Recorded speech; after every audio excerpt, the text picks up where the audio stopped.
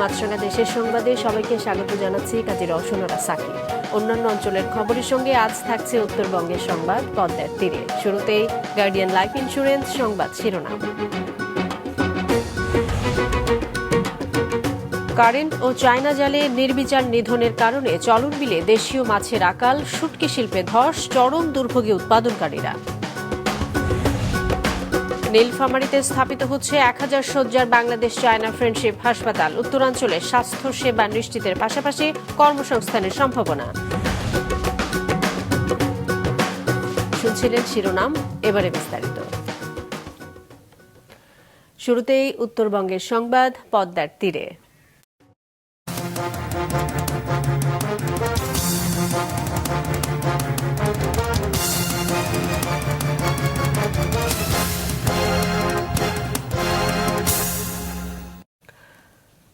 Current জাল ও China জালে নির্বিচারে নিধনের কারণে দেশীয় মাছের আকালে পাবনার মৎস্য ভাণ্ডার খ্যাত চলন বিলে ধস নেমেছে শুটকি শিল্পে। আড়তদার সিন্ডিকেটের একচেটিয়া বাজার নিয়ন্ত্রণ, সংরক্ষণ ও বিপণন সংকটে চরম দুর্দিন চলছে এ অঞ্চলের শুটকি মাছ উৎপাদনকারীদের। রাতুল ইসলাম সুমনের ক্যামেরায় উৎপল মির্জার রিপোর্ট।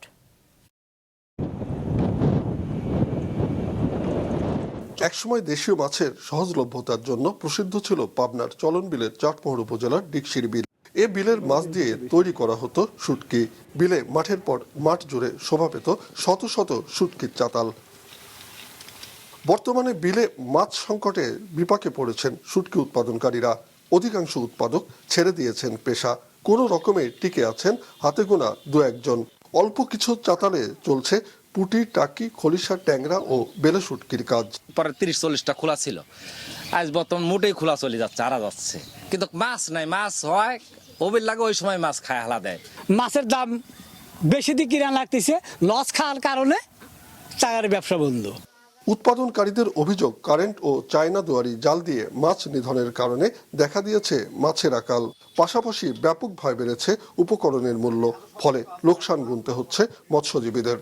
নাইংলি জাল, ওই যে চায়না জাল, সৌতি, এইসব তার পড়ার কারণে মাছ কমে যাওয়ার কারণে ধরনের মাছ হয় না। এই একটা চাতালে বর্তমান টিকি আছে। আর এখন মাছ কম হচ্ছে, চায়না জাল বিলি নাবি গেছে, এই জন্য মাছ কম হচ্ছে। তাছাড়া আগে তো প্রচুর মাছ হয়েছে, অনেক মাছ পাওয়া গেছে, ইসি মাছ, চিংড়ি মাছ পাওয়া গেছে। এখন মানে সাদা মাছটা আছে, পুঁটি মাছে আছে, তা মানে কম।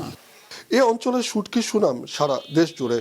তবে উত্তরাঞ্চলে সৈয়দপুর ছাড়া কোথাও শুটকির আড়ত না থাকায় সংরক্ষণ ও বিপণন সংকটে ন্যায্য মূল্য থেকে বঞ্চিত হচ্ছেন শুটকি চাষিরা। ন্যায্য বাজারটা পাইনি, মূল্যটা পাইনি। এখন সিন্ডিকেটের কারণে এই ব্যবসাটা আমরা খুব একটা মূল্যমান পাচ্ছি না। 15টা খোলা পড়তো, এখন বর্তমান এখন ব্যবসার পরিস্থিতি, দেশের পরিস্থিতি হিসেবে মনে করেন এখন আমার আব্বুই টিকে আছে। সংকট নিরসনে সহযোগিতার আশ্বাস দিয়েছেন জেলা মৎস্য বিভাগ। শুটকি তৈরি, সংরক্ষণ এবং বিক্রয় যে মার্কেটিং ব্যবস্থায়, এই বিষয়ে আমরা ইতিমধ্যে কাজ শুরু করেছি, তাদের নিয়ে কাজ করছি এবং এই বিষয়ে তাদের আরও কিভাবে মার্কেটিংটা ডেভেলপ করা যায়, সংরক্ষণ ব্যবস্থা কিভাবে উন্নত করা যায়, এই বিষয়ে আমরা চেষ্টা করছি। এ অঞ্চলের শুটকির অভ্যন্তরীণ ও আন্তর্জাতিক বাজার সৃষ্টিতে সরকারি সহায়তা দাবি করেছেন উৎপাদনকারী মৎস্যজীবীরা। উৎপল মির্জা, মাছরাঙা সংবাদ, পাবনা। নির্বাচনী রোডম্যাপ সহ ডিসেম্বরের প্রথম সপ্তাহে ব্র্যাকসু নির্বাচনের দাবিতে মানববন্ধন, বিক্ষোভ ও অবস্থান কর্মসূচি পালন করেছে রংপুরের বেগম রোকেয়া বিশ্ববিদ্যালয়ের শিক্ষার্থীরা। দুপুরে প্রশাসনিক ভবনের দক্ষিণ গেটে মানববন্ধন করেন তারা। এ সময় তারা অভিযোগ করেন বিশ্ববিদ্যালয় প্রশাসন নির্বাচন বিলম্বিত করার পায়তারা করছে। অনতিবিলম্বে নির্বাচনী রোড ম্যাপ দেওয়ার দাবি জানান তারা। অন্যথায় প্রশাসনিক ভবনে তালা লাগিয়ে দেওয়ার হুঁশিয়ারি দেন শিক্ষার্থীরা। পরে ক্যাম্পাসে বিক্ষোভ মিছিল শেষে উপাচার্যের কক্ষের সামনে অবস্থান নেন বিক্ষুব্ধ শিক্ষার্থীরা। বিশ্ববিদ্যালয় প্রশাসনের প্রতিশ্রুতি ছিল যে গেজেট পাস হওয়া মাত্রই তারা নির্বাচনী রোডম্যাপ ঘোষণা করবে, কিন্তু আমরা এখন পর্যন্ত সেই নির্বাচনী রোডম্যাপের কোনো সুনির্দিষ্ট তারিখ আমরা পাইনি নির্বাচনের। বিশ্ববিদ্যালয় প্রশাসন আমাদের সাথে এই যে ছলচাতুরিপূর্ণ আচরণ করছে, আমরা শিক্ষার্থীরা অত্যন্ত ক্ষুব্ধ। আমরা আজকের মধ্যে ব্রাকসু নির্বাচনের রোডম্যাপ ঘোষণা চাই এবং আগামী ডিসেম্বর মাসের প্রথম সপ্তাহের মধ্যে আমরা আমাদের ব্রাকসু নির্বাচন চাই। দিনাজপুরের হিলি উপজেলায় বিশুদ্ধ পানির চাহিদা পূরণে সরকারিভাবে বসানো বেশিরভাগ টিউবওয়েল ব্যবহারের অযোগ্য হয়ে পড়েছে।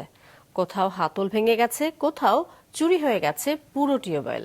এতে বিশুদ্ধ পানির অভাবে চরম সংকটে পড়েছে উপজেলাবাসী। হিলি রিপোর্টার হালিম আল রাজির পাঠানো তথ্য ছবি নিয়ে ডেস্ক রিপোর্ট। উপজেলার ৩টি ইউনিয়ন ও একটি পৌরসভায় জনস্বাস্থ্য প্রকৌশল অধিদপ্তর ২০১৭ সালে বিশুদ্ধ পানি নিশ্চিত করতে ৭৮টি টিউবওয়েল স্থাপন করে। এর এক বছরের মধ্যেই অধিকাংশ টিউবওয়েল ব্যবহারের অযোগ্য হয়ে পড়ে। কোনোটার বডি আছে তো হাতল নেই, আবার কোনোটা থেকে ঠিকমতো পানি ওঠে না। দীর্ঘদিন ধরে অকেজো টিউবওয়েলগুলো মেরামত না করায় বিশুদ্ধ পানি সংকটে উপজেলার বেশিরভাগ মানুষ। টিউবওয়েলটা এখানে ছিল, আমরা কাপড় চোপড় ধুতাম বা পানি টানি খাতাম, সবই করতাম এখানে। হঠাৎ করে টিউবওয়েলটা চুরি হয়ে গেছে, আমাদেরও কষ্ট হয়ে গেছে। মক্তবের বাচ্চারা ওই পানি টানি উজু করার খুব সমস্যা। বিকল্প টিউবওয়েলগুলো মেরামতের জন্য অবগত করলে ব্যবস্থা নেওয়ার কথা জানায় কর্তৃপক্ষ। ইতিপূর্বে যেগুলো নলকূপ হয়েছে, কেউ যদি আমাদের অভিযোগ করে আমরা সেগুলো ভালো করার জন্য টেকনিক্যাল সাপোর্ট তথা কারিগরি সাপোর্ট প্রদান করিব। আমরা যখন টিউবওয়েলগুলো বসিয়ে দিচ্ছি সেগুলো কিন্তু আমরা একটা প্রোটেকশন দিয়েই দিই, এবং যারা নেয় তাদেরও একটা দায়িত্ব থাকে। আর যেগুলো নষ্ট হয়েছে সেগুলো তো কমিউনিটি লেভেলে মেরামত করার কথা। তারপরে যদি মেরামত করতে না পারে বা আমাদের কাছে এসে যদি তারা বলে যে মেরামত করে দেওয়ার জন্য, আমরা জনস্বাস্থ্য প্রকৌশল অধিদপ্তরের মাধ্যমে মেরামত করার ব্যবস্থা নেব। বিশুদ্ধ পানি সরবরাহ নিশ্চিত করতে দ্রুত বিকল্প টিউবওয়েলগুলো মেরামত করা হোক, এমনটাই প্রত্যাশা ভুক্তভোগীদের। মাছরাঙা নিউজ ডেস্ক।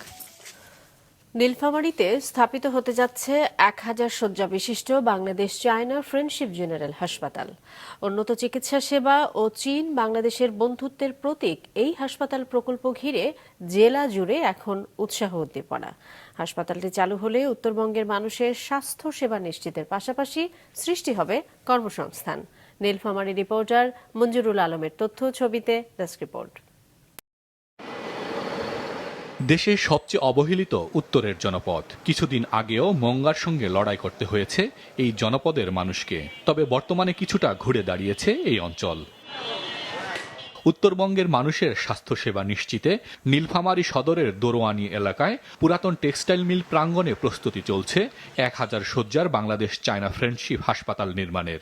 এরই মধ্যে ডিজিটাল সার্ভে করার অনুমতি পেয়েছে গণপূর্ত বিভাগ। স্থাপত্য অধিদপ্তর নকশার অনুমোদন দিলেই শুরু হবে মূল নির্মাণ কাজ।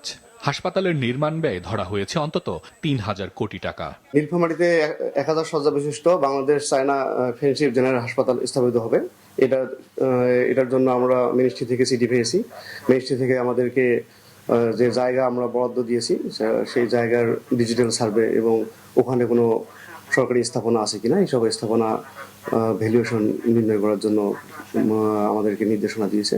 ডিজিটাল সার্ভের কাজ হয়ে গেলে আমরা এটা স্থাপত্য অধিদপ্তরে প্রেরণ করব। স্থাপত্য অধিদপ্তর থেকে এটার মাস্টার প্ল্যান তৈরি করবে। হাসপাতালটি পুরোদমে চালু হলে চিকিৎসার জন্য বিদেশ নির্ভরতা কমার পাশাপাশি যুগান্তকারী পরিবর্তন আসবে উত্তরাঞ্চলের মানুষের স্বাস্থ্য সেবায়, প্রত্যাশা জেলাবাসীর। এখানে যে যোগাযোগ ব্যবস্থাটা এটা খুবই উন্নত নীলফামারীর, যে এখানে হাইওয়ের পাশে এবং এখানে বিমানবন্দর আছে এবং চীন থেকে যদি ডাক্তারও আসে এখানে কয়েক ঘন্টার মধ্যে কিন্তু চলে আসতে পারবে। এই জন্য সর্বসাধারণের সর্বশ্রেণীর লোকের যথেষ্ট উপকার হবে। আমরা অনেক খেটে খাওয়া মানুষ যারা আছি, যারা দিন মিলে দিন খাই, এবং অনেক খেটে খাওয়া মানুষগুলি আমরা চিকিৎসার জন্য বিভিন্ন বাইরে যেতে পারি না। হাসপাতাল ও একে ঘিরে গড়ে ওঠা বিভিন্ন বাণিজ্যিক কেন্দ্রে কর্মসংস্থান হবে অন্তত ৫,০০০ মানুষের। নীলফামারীর আসলে স্বাস্থ্যসেবার মান উন্নয়ন শুধু নয়, নীলফামারীর উন্নয়ন তথা নীলফামারীর অর্থনীতির একটা সক্রিয় এবং শক্তিশালী অবস্থান লাভ করবে এই হাসপাতালটি হওয়ার পরে। এই অঞ্চলের মানুষের চিকিৎসা ব্যবস্থা উন্নত করার লক্ষ্যে যে হাসপাতাল তৈরি হতে যাচ্ছে এটা আমি মনে করি এই নীলফামারী তথা এই উত্তর অঞ্চলে একটা মাইল ফলক স্বরূপ হবে। পিছিয়ে পড়া উত্তরাঞ্চলের আর্থিক উন্নয়নে হাসপাতালের পাশাপাশি ভারী শিল্প প্রতিষ্ঠান গড়ে তোলার দাবি বাসিন্দাদের। মাছরাঙা নিউজ ডেস্ক। দিনাজপুরের নবাবগঞ্জে লাইসেন্স না থাকায় এবং একই সাথে ওষুধ ও পশু খাদ্য বিক্রির দায়ে 3 দোকান মালিককে জরিমানা করেছে ভ্রাম্যমাণ আদালত। গতকাল বিকেলে উপজেলার দাউদপুর ও ভাদুরিয়া বাজারে অভিযান চালিয়ে তাদের জরিমানা করেন উপজেলা নির্বাহী কর্মকর্তা ও নির্বাহী ম্যাজিস্ট্রেট জিলুর রহমান। তিনি বলেন, লাইসেন্স ছাড়া ভেটেরিনারি ওষুধ বিক্রি করা হচ্ছে এমন অভিযোগের ভিত্তিতে উপজেলার দাউদপুর বাজার ও ভাদুরিয়া বাজারে অভিযান চালানো হয়। এ সময় দাউদপুর বাজারে 2টি দোকানে লাইসেন্স ছাড়া ব্যবসা পরিচালনার দায়ে 2000 করে 4000 টাকা জরিমানা করা হয়। এছাড়া ভাদুরিয়া বাজারে একটি ভেটেরিনারি দোকানে ওষুধ ও খাদ্য একসাথে রাখার দায়ে 5000 টাকা জরিমানা করা হয়েছে। পাবনায় শুরু হয়েছে আন্তঃ কলেজ ফুটবল টুর্নামেন্ট। সকালে শহীদ অ্যাডভোকেট আমিন উদ্দিন স্টেডিয়ামে টুর্নামেন্টের উদ্বোধন করেন জেলা প্রশাসক শাহিদ মোস্তফা।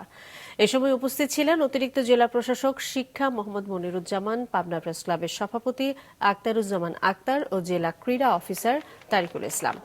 উদ্বোধনী খেলায় ঈশ্বরদীর সারা মারওয়ারি স্কুল অ্যান্ড কলেজকে 4-0 গোলে পরাজিত করে আটঘরিয়া সরকারি কলেজ। জেলা প্রশাসন ও জেলা ক্রীড়া দপ্তরের যৌথ আয়োজনে অনুষ্ঠিত এ টুর্নামেন্টে 9 উপজেলার 12টি কলেজ অংশ নিচ্ছে। শরীয়তপুরের ড্যামুডায় অপরিকল্পিতভাবে ব্রিজ নির্মাণ করায় কোনো সুবিধা পাচ্ছে না আদাসন গ্রামের বাসিন্দারা। প্রায় 31 লাখ টাকা ব্যয়ে নির্মিত এই ব্রিজ দিয়ে চলাচল করতে পারছেন না গ্রামবাসীরা। এদিকে টাঙ্গাইলের নাগরপুরে 4.5 বছরেও ব্রিজের কাজ শেষ করতে পারেনি ঠিকাদারি প্রতিষ্ঠান।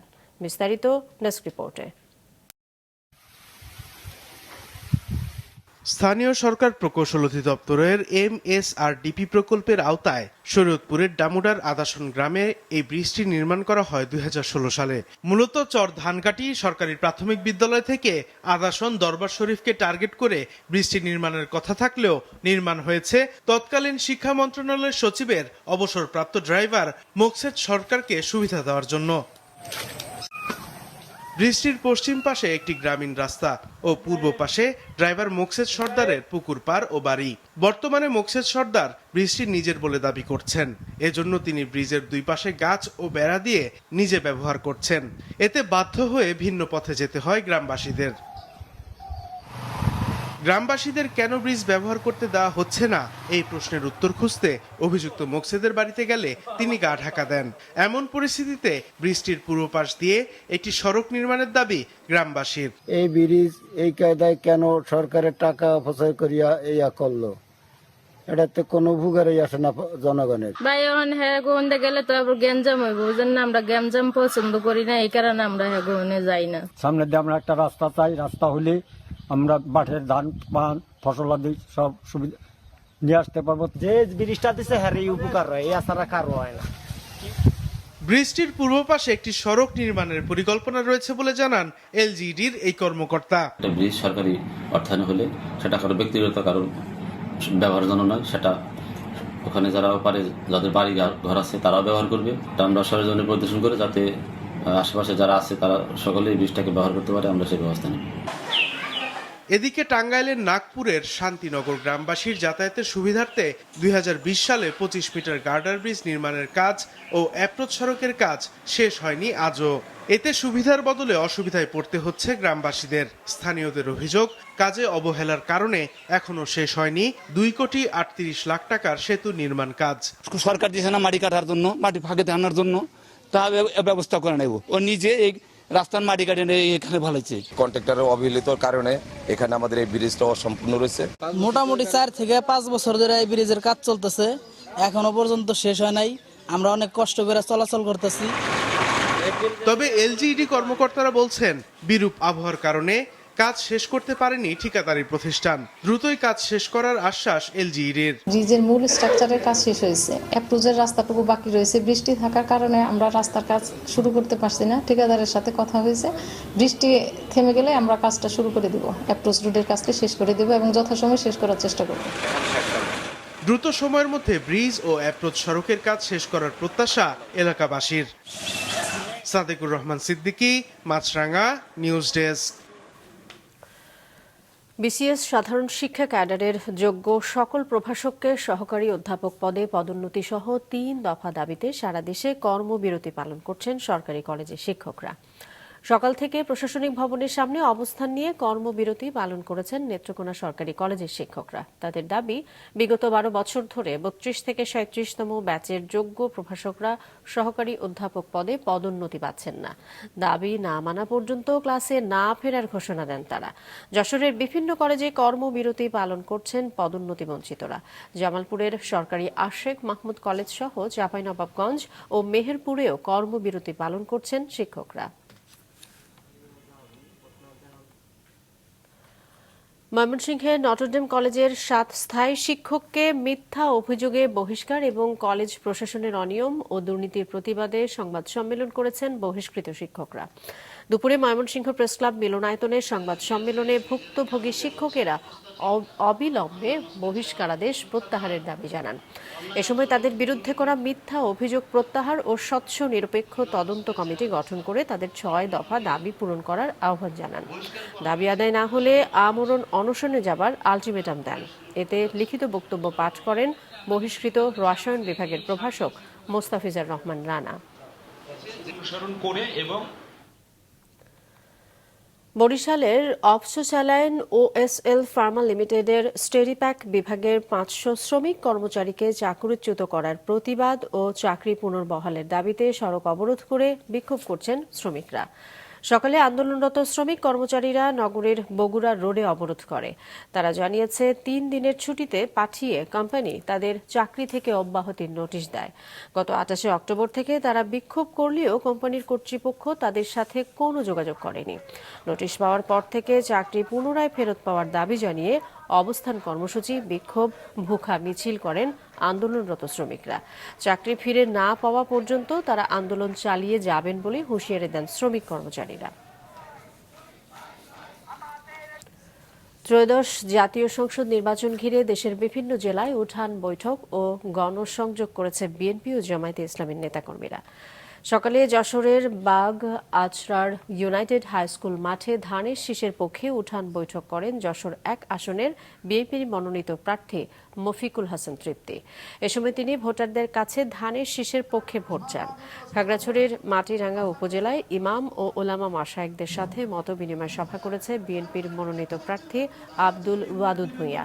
এদিকে রাঙ্গামাটি শহরের কাঁঠালতলী থেকে শান্তিনগর এলাকা পর্যন্ত জনসংযোগ করেছে রাঙ্গামাটি 299 আসনের জামায়াতের প্রার্থী মুখতার আহমদ। লক্ষ্মীপুরে দাঁড়িপাল্লার পক্ষে প্রচার চালিয়েছেন লক্ষ্মীপুর 3 আসনের জামায়াতে ইসলামীর মনোনীত প্রার্থী ডক্টর রেজাউল করিম। চট্টগ্রাম 2 ফটিকছড়ি আসনে বিএনপির মনোনীত প্রার্থী পরিবর্তনের জন্য মশাল মিছিল করেছে দলটির বিভিন্ন পর্যায়ের নেতাকর্মী সহ পেশাজীবী এবং সচেতন নাগরিকরা। গতরাতে বিবিরহাট বাজার এলাকার মূল সড়কে এই কর্মসূচি পালন করা হয়। মিছিল থেকে ত্রয়োদশ জাতীয় সংসদ নির্বাচনে চট্টগ্রাম 2 আসনের বিএনপি মনোনীত প্রার্থী পুনর্বিবেচনা করে ফটিকছড়ি উপজেলা বিএনপির আহ্বায়ক কর্নেল আজিমুল্লাহ বাহারকে মনোনীত করার দাবি জানানো হয়। এদিকে সাতক্ষীরা সদর 2 আসনে বিএনপির মনোনীত প্রার্থী পরিবর্তন করে আব্দুল আলিমের মনোনয়নের দাবিতে বিক্ষোভ মিছিল করে সাতক্ষীরা খুলনা মহাসড়ক অবরোধ করে তার সমর্থকরা। সকাল 11টা থেকে 2 ঘণ্টা সড়ক অবরোধের কারণে সড়কে যানবাহন চলাচল বন্ধ হয়ে যায়। এতে ভোগান্তিতে পড়েন যাত্রীরা। গোপালগঞ্জের কোটালীপাড়া থানা ও উপজেলা পরিষদে দুর্বৃত্তদের ককটেল হামলার ঘটনা ঘটেছে। এই ঘটনায় নারী পুলিশ সহ ৩ পুলিশ সদস্য আহত হয়েছেন। গতরাতে এই হামলার ঘটনা ঘটে। এতে কোটালীপাড়া থানায় কর্তব্যরত নারী কনস্টেবল আইরিন নাহার, কনস্টেবল আরিফ হোসেন ও কনস্টেবল নজরুল ইসলাম আহত হন। তবে উপজেলা পরিষদের ছোড়া ককটেলে কোনো ক্ষতি বা হতাহতের ঘটনা ঘটেনি। এদিকে গতরাতে কিশোরগঞ্জের মিঠামইন বাজার থেকে আনন্দ মিছিল বের করে উপজেলা বিএনপি। কামালপুর গ্রামের দিকে যাওয়ার সময় মিছিলে থাকা ২০-২৫ জন সাবেক রাষ্ট্রপতি মোহাম্মদ আব্দুল হামিদের বাড়িতে হামলা করে। এ সময় তারা দরজা ভেঙে ভেতরে প্রবেশ করে আসবাবপত্র ও মালামাল ভাঙচুর করে। বাড়িতে কেউ না থাকায় কোনো হতাহতের ঘটনা ঘটেনি। বর্তমানে বাড়িটিতে পুলিশ ও সেনাবাহিনী মোতায়েন রয়েছে। নারায়ণগঞ্জের সাবেক মেয়র ডাক্তার সেলিনা হায়াত আইভীকে আবারও ফতুল্লা থানার 4টি হত্যা মামলায় এবং সদর থানার 1টি পুলিশ নির্যাতন মামলায় গ্রেফতার দেখিয়েছে পুলিশ।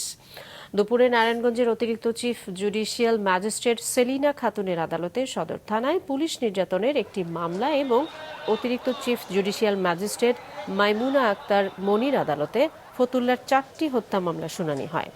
আইভীর অনুপস্থিতিতে এই শুনানি অনুষ্ঠিত হয়। এ বিষয়ে আইভীর আইনজীবী অ্যাডভোকেট আওলাদ হোসেন জানান যে 5টি মামলায় গ্রেফতার দেখানো হচ্ছে তার কোনোটাতে সাবেক মেয়র আইভীর নাম নেই। নিম্ন আদালতের গ্রেফতার আদেশের বিরুদ্ধে উচ্চ আদালতে আপিল করার কথা জানান তিনি। জামিনকে প্রলম্বিত করার জন্য, দীর্ঘ হাজতবাসের জন্য মিথ্যাভাবে এই মোকদ্দমায় তাকে শুনে দেখানো হয়েছে। আমরা বিজ্ঞ আদালতে আমাদের বক্তব্য উপস্থাপন করেছি। আমরা ভবিষ্যতে আইনানুগভাবে উচ্চ আদালতে যাব। ব্রাহ্মণবাড়িয়ায় সার ডিলার নিয়োগ ও সার বিতরণ সংক্রান্ত সমন্বিত নীতিমালা 2025 বাতিল করে 2009 সালের নীতিমালা কার্যকর করার দাবি জানিয়ে সংবাদ সম্মেলন করেছে বাংলাদেশ ফার্টিলাইজার অ্যাসোসিয়েশন BFA জেলা শাখা। দুপুরে আশুগঞ্জ প্রেস ক্লাবে অনুষ্ঠিত সংবাদ সম্মেলনে লিখিত বক্তব্যে ব্রাহ্মণবাড়িয়া জেলা ইউনিটের সভাপতি মোহাম্মদ জালাল উদ্দিন জানান, 1991 সাল থেকে জেলা ও উপজেলা পর্যায়ে সার বিতরণ কার্যক্রম সরকারিভাবে পরিচালিত হচ্ছে। কিন্তু বর্তমানে 650 টাকার ইউরিয়া সার বাজারে 2200 টাকা পর্যন্ত বিক্রি হলেও সরকার নির্ধারিত দামে সার পাওয়া কঠিন হয়ে পড়েছে। এতে বিপাকে পড়ছেন কৃষকরা। তাই 2009 সালের নীতিমালা পুনর্বহাল, ডিলারদের কমিশন হার বৃদ্ধি, জেলার চাহিদা অনুযায়ী সার সরকারিভাবে সরবরাহ নিশ্চিত করা ও ডিলারদের দেনা পরিশোধে ব্যাংক সুদের চাপ কমানোর দাবি জানান তারা। চাঁদপুরের ফরিদগঞ্জে বিক্রয় প্রতিনিধিকে গুলি করে হত্যার ঘটনায় 14 মামলার আসামি রফিকুল ইসলাম রবিন ডাকাতকে গ্রেফতার করেছে র্যাব। গতরাতে নারায়ণগঞ্জের সিদ্দিরগঞ্জের সাইনবোর্ড এলাকা থেকে তাকে গ্রেফতার করা হয়। র্যাব জানায়, গত মঙ্গলবার চাঁদপুর জেলার ফরিদগঞ্জের রুস্তমপুর এলাকায় দুর্বৃত্তদের এলোপাতাড়ি গুলিতে সিটি গ্রুপের বেঙ্গল পণ্যের বিক্রয় প্রতিনিধি নিহত হন। ওই ঘটনায় অজ্ঞাতনামা আসামিদের বিরুদ্ধে ফরিদগঞ্জ থানায় হত্যা মামলা করেন তার বাবা। এরপর থেকে ছায়া তদন্ত শুরু হয়। হত্যাকাণ্ডের সঙ্গে রবিন ডাকাতের সম্পৃক্ততা পায় র্যাব। পরে অভিযান চালিয়ে তাকে গ্রেফতার করা হয়। পটুয়াখালী জেলা কারাগারে অসুস্থ হয়ে মারা গেছেন এক সাবেক আওয়ামী লীগ নেতা। গতকাল দুপুরে সদর হাসপাতালে চিকিৎসাধীন অবস্থায় বড় বিঘা ইউনিয়ন আওয়ামী লীগের সাবেক সাধারণ সম্পাদক জাফর হাওলাদার মারা যান। কারাগার সূত্র জানায়, জাফর হাওলাদার গতকাল দুপুরে হঠাৎ অসুস্থ হয়ে পড়লে তাকে সদর হাসপাতালে পাঠানো হয়। সেখানে মারা যান তিনি। নিহতের মরদেহ ময়নাতদন্তের জন্য মর্গে পাঠানো হয়েছে। মাছরাঙা দেশের সংবাদ শেষ করার আগে গার্ডিয়ান লাইফ ইন্স্যুরেন্স সংবাদ শিরোনামগুলো আরও একবার। কারেন্ট ও চায়না জালে নির্বিচার নিধনের কারণে চলন মিলিয়ে দেশীয় মাছের আকাল, শুটকি শিল্পে ধস, চরম দুর্ভোগে উৎপাদনকারীরা। নীলফামারীতে স্থাপিত হচ্ছে 1000 শয্যার বাংলাদেশ চায়না ফ্রেন্ডশিপ হাসপাতাল। উত্তরাঞ্চলে স্বাস্থ্যসেবা নিশ্চিতের পাশাপাশি কর্মসংস্থানের সম্ভাবনা। ব্রিজ নির্মাণের সুবিধা পাচ্ছেন না শরীয়তপুরের ড্যামুরের আদাসন গ্রামের বাসিন্দারা। টাঙ্গাইলের নাগরপুরে 4 বছরেও শেষ হয়নি ব্রিজের নির্মাণ কাজ। এই ছিল এখনকার মতো। আমাদের পরবর্তী আয়োজন নিউজ শো সন্ধ্যা 6টায় দেখার আমন্ত্রণ রইল।